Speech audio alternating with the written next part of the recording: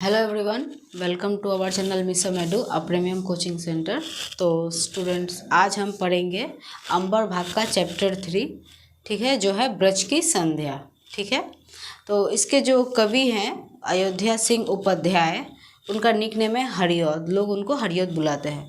तो वो खड़ी बोली हिंदी के प्रथम महाकवि माने जाते हैं, खड़ी बोली हिंदी के प्रथम कवि माने जाते हैं। ठीक है, तो उनके द्वारा लिखित जो कविता है ब्रज की संध्या, आज हम उसको समझते हैं। ठीक है, उसमें टोटल 6 पैराग्राफ है, वो मैं आपको समझाऊंगी।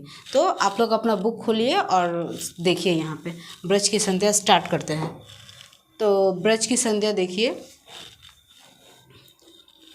ठीक है। तो इसका जो हम पहला जो चैप्टर, पहला जो भाग है, ठीक है, पहला जो पैराग्राफ है, पहला पैराग्राफ हम इसको पहले समझते हैं। जो पहला पैराग्राफ है, धीरे धीरे करके पहला पैराग्राफ, सेकेंड, थर्ड, ऐसे करके टोटल 6 पैराग्राफ है, वो हम 6 को पूरा समझेंगे। तो पहले हम लोग पहला पैराग्राफ देखते हैं। ठीक है, तो पहला स्टार्ट करते हैं, उसके बाद हम लोग सेकेंड पकड़ेंगे। तो पहला यहाँ तक है और सेकेंड यहाँ तक आता है। ठीक है, यहाँ तक आपका पहला आ जाता है। तो सबसे पहले पहला समझते हैं कि वहाँ पे दिया क्या है। तो दिवस का आसवान समीप था। दिवस का आसवान, दिवस यानी कि दिन, आसवान यानी कि होता है समाप्त। ठीक है, तो दिवस का आसवान समीप था, गगन था कुछ लोहित हो चला। तो ये ब्रज की संध्या जो है, कविता का जो नाम है ब्रज की संध्या, यानी ब्रज यानी कि जहाँ कृष्ण जी ने जन्म लिया था, ब्रज की संध्या, वहाँ की जो एक संध्या थी, जो शाम थी, वो कितनी सुंदर थी, उसका वर्णन यहाँ पे कवि ने, हरिऔध जी ने यहाँ पे मतलब उसको बताया है। ठीक है, तो दिवस का आसमान समीप था, गगन था कुछ लोहित हो चला। तो इसका अर्थ यह है कि दिन जो था, ब्रज की संध्या का जो दिन था, वो समाप्त होने वाला था। ठीक है, दिन उसका समाप्त होने वाला था, और जो आसमान था वो थोड़ा लाल रंग का हो चला था। ठीक है, यहाँ पे दिया गया है दिवस का आसमान समीप था, तो जो दिन था वो डूबने वाला था, मतलब दिन समाप्त होने वाला था। ठीक है, गगन था कुछ लोहित हो चला, और जो आसमान था, गगन यानी कि आसमान, लोहित हो चला था, लोहित यानी कि लाल रंग का, दिन खत्म हो रहा था, और जो ये था गगन था वो लाल रंग का हो रहा था, यानी कि अब संध्या हो रही थी, मतलब शाम होने का शुरुआत हुआ था। ठीक है, सेकेंड लाइन है, तरु शिखा पर थी अब राजती, कमलिनी कुल वल्लभ की प्रथा। मतलब तरु शिखा यानी कि पेड़ की चोटियों पर थी अब राजती, कमलिनी कुल विलभ की प्रभा, यानी कि जो लालिमा थी, जब संध्या का समय जब हुआ था, तो जो पेड़ की चोटियाँ थी, पेड़ की चोटियों पर, ये मतलब जो सूरज की जो किरणें थी, जो लाल जो रंग था, वो सारी पेड़ की चोटियों पर, मतलब शिखर पर सारी मतलब बिखेरी हुई थी। ठीक है, वहाँ पे विराजमान थी, पेड़ की चोटियों पर विराजमान थी। क्या विराजमान थी? सूर्य की जो लालिमा थी, जो लाल रंग का जो लालिमा जो था, वो पूरा पेड़ पर जितनी भी वृक्ष थी वहाँ पे उनकी चोटियों पर विराजमान हो चुकी थी। ठीक है, मतलब अब संध्या होने का जब शुरुआत हुआ था, कैसे जब संध्या होती है, जब दिन ढलने लगता है, जब दिन समाप्त होता है, जब संध्या आरंभ होती है, तो कैसे सूरज एक लाल रंग का हो जाता है, अपनी जब लालिमा बिखेरता है, तो सबसे पहले वो कहाँ पे जाके लगती है? पेड़ की जो चोटियाँ हैं उस पे जाके वो सबसे पहले अपना रंग छोड़ती है। पेड़ की चोटियों पर लाल रंग का दिखाई दे रहा था, तो यहीं पर इसीलिए बताया गया है तरु शिखा पर थी अब राजती, मतलब अब वो जो लालिमा जो थी, संध्या का जो लाल रंग था, वो अब पेड़ की चोटियों पर जा रहा था। कमलिनी कुल वल्लभ की प्रभा, तो वो पूरा जो संध्या का जो लालिमा जो था, पूरा जो लाल रंग था, वो पूरा अब फैल चुका था। किस पे? पेड़ की चोटियों पे पूरा फैल चुका था। ठीक है, तुम्हारा ये पहला जो पैराग्राफ है ये ख़त्म होता है। इसमें ये कहा गया है कि दिन समाप्त हो रहा है, और जो सूरज की जो किरणें हैं वो अब लाल रंग की हो चुकी हैं, और लाल रंग की होने के बाद वो अब पेड़ की चोटियों पर जाकर विराजमान हो गई है, मतलब पेड़ की चोटियों पर जाकर लग गई है, उसमें अपनी लालिमा बिखेर रही है। ठीक है, अब जो सेकंड पैराग्राफ है उसको देखते हैं। ये विपिन बीच विहगन वृद्ध का, विपिन बीच यानी कि जंगलों में। ठीक है, विपिन बीच यानी कि जंगलों में। तो यहाँ पे ये बताया गया है कि जंगलों के बीच, ठीक है, जंगलों के बीच जो पक्षियाँ हैं, विहंग वृद्ध का, जंगलों के बीच जो वो लालिमा आती है, उस लालिमा के बारे में बताया गया है। जंगलों के बीच विहंग वृद्ध का, मतलब कि वहाँ पे जंगलों के बीच अब वहाँ पे लालिमा पूरा बिखेर रही है, सूरज की किरणें अब लालिमा बिखेर रही है जंगलों के बीच। ठीक है, और अब ये जो सेकेंड लाइन है उसको देखते हैं कि कलनीनांद विवर्धित था हुआ। ये सूरज की किरणें जंगलों पर अपनी लालिमा बिखेर रही है, और इस लाइन का अर्थ है कि कलनीनांद विवर्धित था हुआ, यानी कि जो चिड़िया है, यहाँ पे पक्षियों को बताया गया है। पक्षियों का जो समूह था, यानी कि पक्षियाँ जब संध्या के समय जब पूरा एकजुट होकर, आप लोगों ने देखा होगा पक्षियाँ जब एकजुट होकर जब आसमान में जब जाती है ना संध्या के समय, कैसे लाल रंग का हुआ रहता है आसमान। संध्या के समय जब संध्या डूबने को होता है तभी कैसे लाल रंग का आसमान हुआ रहता है, और सारी चिड़िया जो एक साथ आ जाती हैं, तो वही बताया गया है कि जंगल में पूरा लालिमा यानी कि लाल रंग का हो पड़ा था जंगल, और उसी समय सारी चिड़ियों का जो समूह था, यानी कि झुंड हम लोग बोलते हैं, ग्रुप बोलते हैं, चिड़ियों का जो ग्रुप था वो एक साथ था, चिड़ियों का समूह था, वहाँ पे एक साथ थे। ठीक है, अब ये लाइन को देखते हैं। ध्वनिमयी विविधता विहगावली उड़ रही नव मंडल मध्य थी, यानी कि ध्वनिमयी विविधता विहगावली इसका अर्थ ये है कि विविधता यानी कि जो चिड़िया का जो समूह था, तो वहाँ पे चिड़िया अलग अलग मतलब प्रजाति की थी, अलग अलग चिड़िया थी। ठीक है, वहाँ पे सारे अलग अलग चिड़िया थी, और उनकी जो आवाज़ थी चिड़ियों का, मतलब चिड़िया जो चिलचिलाती है, उनकी जो चिलचिलाहट थी वो बहुत ही मीठी थी, मधुर थी। ठीक है, सारी चिड़िया अपने अपने आवाज़ में चिलचिलाहट दे रही थी, मतलब वो चिल्ला रहे थे अपने मीठी आवाज़ में, वो गा रही थी, चिल्ला रही थी। तो वही बताया गया है कि उनकी जो उस समय संध्या के समय जो एक समूह जब हुआ, जब पूरा सारा ग्रुप जो आया चिड़िया का, और जब वो मतलब आवाज़ दे रही थी, चिलचिला रही थी, तो उस समय उनकी जो आवाज़ थी, मतलब जो ध्वनि थी, वो बहुत मीठी सुनाई दे रही थी, बहुत मधुर थी संध्या के समय। ठीक है, यहाँ पे ये बताया गया है कि सारी चिड़िया अलग अलग प्रजाति की थी, और वो जब चिलचिलाहट हो रही थी, बस चिल्ला रही थी। ठीक है, तो उनकी जो ध्वनि थी वो बहुत मीठी मधुर सुनाई दे रही थी। और लास्ट जो है उड़ रही नभ मंडल मध्य थी, यानी कि वो सारी समूह, वो सारी चिड़िया एक साथ होकर वो चिलचिलाहट से वो उड़ पड़ी, कहाँ, आकाश में उड़ पड़ी। यहाँ पे बताया गया है मंडल में मतलब नभ मंडल मध्य थी, यानी कि वो उड़ रही थी कहाँ, आसमान के बीच में वो उड़ रही थी एक साथ। शाम के समय आप लोग देखते हो कि कैसे चिड़ियों का झुंड शाम के समय जब संध्या होने को आता है, जब लाल लाल हुआ रहता है, अंधेरा होने से पहले सारी चिड़िया एक साथ जो जाती हैं, कैसे चिलचिलाहट के साथ जो जाती है, वही बताया गया है कि उस समय वो मध्य यानी कि आसमान के नीचे से वो लोग आसमान के बीच से वो जा रही थी और चिलचिलाहट हो रही थी। वही चिलचिलाहट की जो ध्वनियाँ थी वो बहुत मधुर और मीठी थी। ठीक है, अब सेकंड देखते हैं। अच्छा, सेकंड जो है, अधिक और हुई नव लालिमा 10 दिशा अनुरंजित हो गई। ठीक है, तो ये दो लाइन पहले समझते हैं। तो सबसे पहले अधिक और हुई नव लालिमा, तो मतलब जो संध्या थी वो और थोड़ी ज़्यादा हो गई थी, मतलब और जो लालिमा नव लालिमा यानी कि जो रंग था लाल था वो थोड़ा और ज़्यादा लाल हो गया, यानी कि संध्या हो गई, थोड़ी और संध्या हो गई, तो क्या हुआ कि जो रंग था लाल वो थोड़ा और ज़्यादा लाल हो गया, और ज़्यादा संध्या हो गई। यहाँ पे बताया गया है 10 दिशा अनुरंजित हो गई, यानी कि 10 दिशा जो थी, मतलब जब सूरज की किरणें जब शाम होती है, तो जब धीरे धीरे अंधेरा होता है, जब ज़्यादा अंधेरा होने लगता है, ठीक है, तो जो 10 दिशा है वो सब जगह ही सूरज अपनी किरणें बिखेर देती है, यानी कि अपनी लालिमा बिखेर देती है।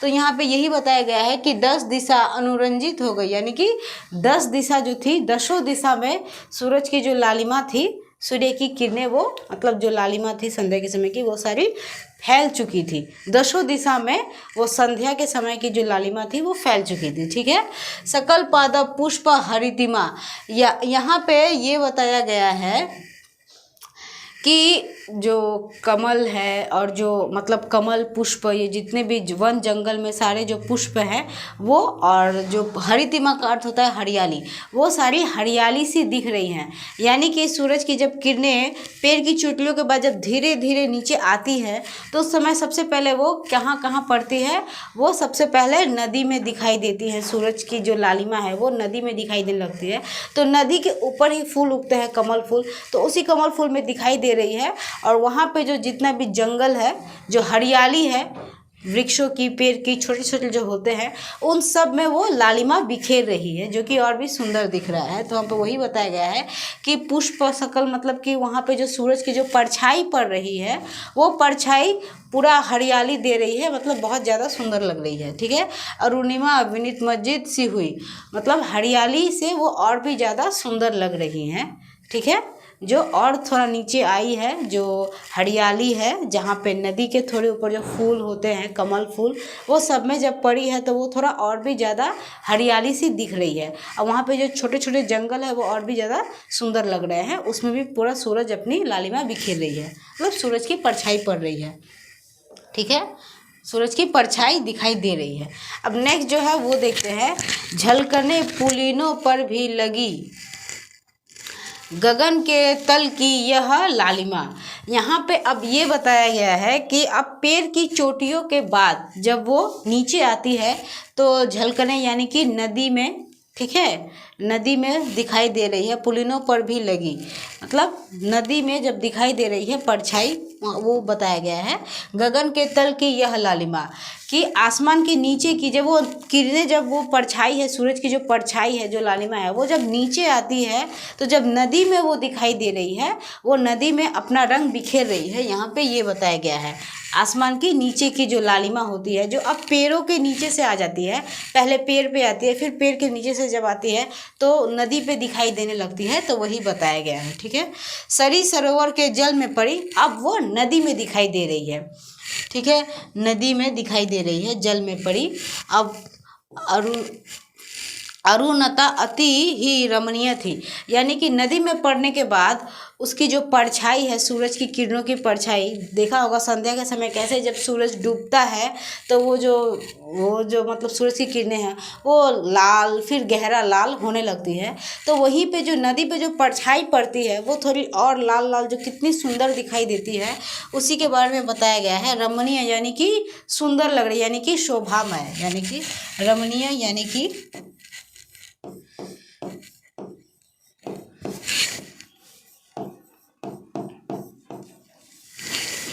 रमणीय यानी कि शोभायमान, यानी कि बहुत सुंदर दिख रही है। नदी पे जब वो सूरज की लालिमा पड़ी है, मतलब कि सूरज की परछाई जिसको हम बोलते हैं, वो जब परछाई नदी में दिखाई दे रही है तो वो और भी ज़्यादा सुंदर दिखाई दे रही है, ये कवि ने कहा है। ठीक है, तो इस पैराग्राफ में हम लोगों ने ये देखा कि जब वो और ज़्यादा लाल होती है तो कैसे दसों दिशा, मतलब चारों तरफ वो फैल जाती है, और फैलने के बाद फिर वो पेड़ की चोटियों के बाद जब वो पुष्प, मतलब कमल फूल में जब दिखाई देती है, नदी के ऊपर जो छोटे छोटे फूल हुए रहते हैं कमल फूल, वहाँ पे जो छोटे छोटे जंगल होते हैं, जब उस पर धीरे धीरे पड़ती है तो और भी कितना सुंदर दिखने लगता है। उस पर पड़ने के बाद जब वो नदी में आती है तो वो किस तरीके से अपना रंग बिखेरती है, कैसा दिखता है, वहाँ पे कवि ने ये बताया है। ठीक है, नेक्स्ट है, अचल के शिखरों पर जा चढ़ी किरण पादप शीश विहारिणी, तरनी बिंब तिरोहित हो चला गगन मंडल मध्य शने शने।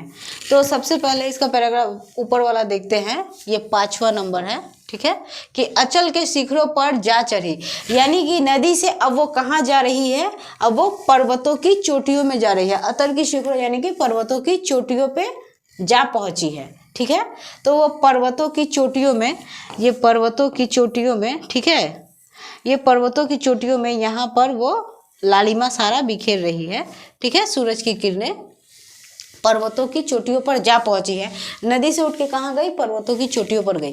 किरण पादप शीश विहारिणी, यानी कि सूरज की जो किरण है, जो परछाई है, वो पर्वतों पर पड़ने के बाद बहुत ज़्यादा अच्छी लग रही है, वो अब पर्वतों को भी निहार रही है। सूरज की किरणों, मतलब सूरज की जो लालिमा है, उसकी परछाई अब पर्वतों पर भी जाकर पहुँच गई है, वहाँ पर भी वो विराजमान हो चुकी है। ठीक है,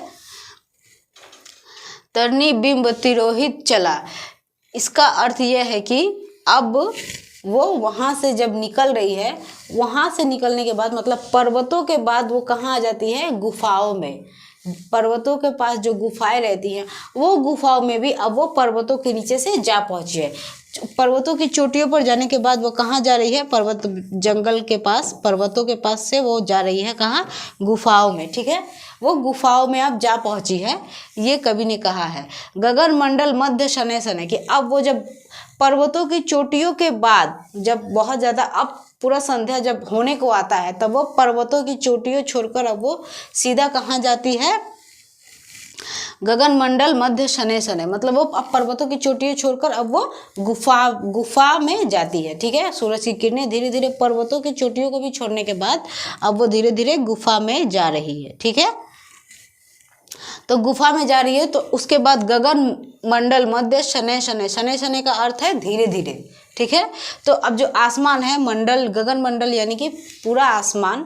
ठीक है, तो आसमान से अब वो पूरा छोड़ चुकी है, सूरज अपनी किरणें आसमान से पूरा छोड़ चुकी है, अब वो मध्य है। ठीक है, मध्य शनै शनै, अब वो बीच में है, उसके बाद सीधा अंधेरा होता है। तो अब वो आसमान छोड़कर, पर्वतों की चोटियां छोड़कर, ठीक है, मतलब पर्वतों का जो शिखर होता है वो चोटियां छोड़कर अब वो सीधा कहाँ आ गई है, बीच में आ गई है। ठीक है, अब वो बीच में आ गई है और वो धीरे धीरे नीचे जा रही है। शनै शनै का अर्थ है धीरे धीरे, यानी कि अब वो आसमान से मध्य यानी आसमान से बीच में आ चुकी है, अब वो धीरे धीरे नीचे जा रही है। सूरज की जो लालिमा है, ठीक है, सूरज की जो परछाई है वो अब धीरे धीरे नीचे जा रही है। ठीक है, दूसरा पैराग्राफ देखते हैं हम लोग लास्ट। ध्वनिमय करके गिरी कंदरा, कलित कानन केली किजु को, बज उठी मुरली इस काल ही, तरनीजा तट रचित कुंज में। यानी कि अब जब वो धीरे धीरे नीचे जा रही है, ठीक है, तो उसके बाद ये कहाँ जा रही है, सीधे नदी के किनारे जा रही है। ठीक है, अब वो नदी के किनारे जाने के बाद जब सूरज की किरणें जब गुफाओं से भी लग के जब वो नीचे जाती है, तब तो सीधे अंधेरा होने का ही समय होता है। तो उस जब वो नीचे जा रही है, तो नीचे यमुना के किनारे जा रही है, नीचे यानी यमुना के किनारे यहाँ पे बताया गया है, यमुना के किनारे जा रही है। और कलित कानन केली किनुज को, यानी कि अब वहाँ पे ध्वनि सुनाई दे रही है। ठीक है, वो जब नीचे गई है यमुना के किनारे, यानी कि नीचे जा रही है नदी के किनारे, तब वहाँ पे ध्वनि सुनाई दे रही है। ठीक है, अब यहाँ पे दिया गया है कि बज उठी मुरली इस काल ही, जब वो नीचे जा रही है, अब वो पूरा पर्वत गुफा छोड़ के जब वो नीचे आती है, सूरज की किरणें, ठीक है, सूरज की परछाई जब वो एकदम आसमान छोड़ के, चोटियाँ छोड़ के जब वो आसमान छोड़ देती है, उसके बाद जब वो गुफा छोड़ के जब वो मध्य है, अब वो नीचे आ रही है, तो नीचे उसी वक्त नदी के किनारे जब वो पहुँचती है, तो उस समय क्या सुनाई देता है, ध्वनि सुनाई देती है। ठीक है, ध्वनि सुनाई दे, बज उठी मुरली इस काल ही, तो उस समय मुरली की आवाज़ सुनाई दे रही है, क्योंकि ये क्या है, ब्रज है, ब्रज की संध्या है। तो वो जब नीचे गई है तो वहाँ पे मुरली की आवाज़ सुनाई दे रही है। ठीक है, उसी वक्त जब वो नीचे जाती है तो मुरली की आवाज़ सुनाई देती है, यानी कि ब्रज में कौन थे, हमारे कृष्ण जी थे, और वो हमेशा संध्या के समय ही यमुना के किनारे जाकर बंसी बजाते थे। तो कवि जी ने यही बोला है, कवि ने, हरिहर जी ने यही बोला है कि जब नीचे जाती है, यमुना के किनारे जाती है, तभी मुरली की आवाज़ सुनाई देती है। तो मुरली की आवाज़ यानी कि वहाँ पे संध्या के समय कृष्ण जी वहाँ पे यमुना नदी के किनारे मुरली बजाते हैं। ठीक है, किनारे जा पहुंची, उस समय ही मुरली इस काली, मतलब बज उठी मुरली इस काली, तो उस समय मुरली की आवाज़ सुनाई देती है। और तरनीजा तट रचित कुंज में, तो यमुना नदी के किनारे मुरली की धुन सुनाई दे रही है, तरनीजा तट रचित कुंज में। तो यमुना नदी के किनारे सुनाई दे रही है, कहाँ सुनाई दे रही है, यमुना नदी के किनारे सुनाई दे रही है, जो कि हमारे कृष्ण जी वहाँ पे बंसी बजा रहे हैं। ठीक है, तो इसी तरीके से ये जो ब्रज की संध्या है समाप्त होती है।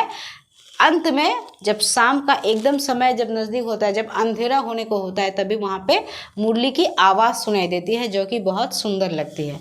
ठीक है, मुरली की आवाज़ सुनाई देने लगती है। तरनीजा तट रचित सही, उस समय वहाँ का जो जगह है वो बहुत सुंदर दिखने लगता है। ठीक है, वहाँ का जगह जो बहुत शोभामय, बहुत अच्छा दिखने लगता है।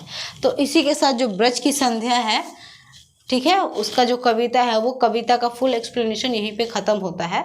ठीक है, अब नेक्स्ट जो वीडियो आएगा, नेक्स्ट पार्ट में हम इस चैप्टर का जो क्वेश्चन आंसर है, हम उसको कवर करेंगे। ठीक है, और और आपको अगर ये जो चैप्टर है, ये जो कविता है ब्रज की संध्या, ये आपको समझ में नहीं आया हो तो आप, या फिर कहीं पे भी कोई दिक्कत हो तो आप मुझे कमेंट कीजिएगा, ठीक है।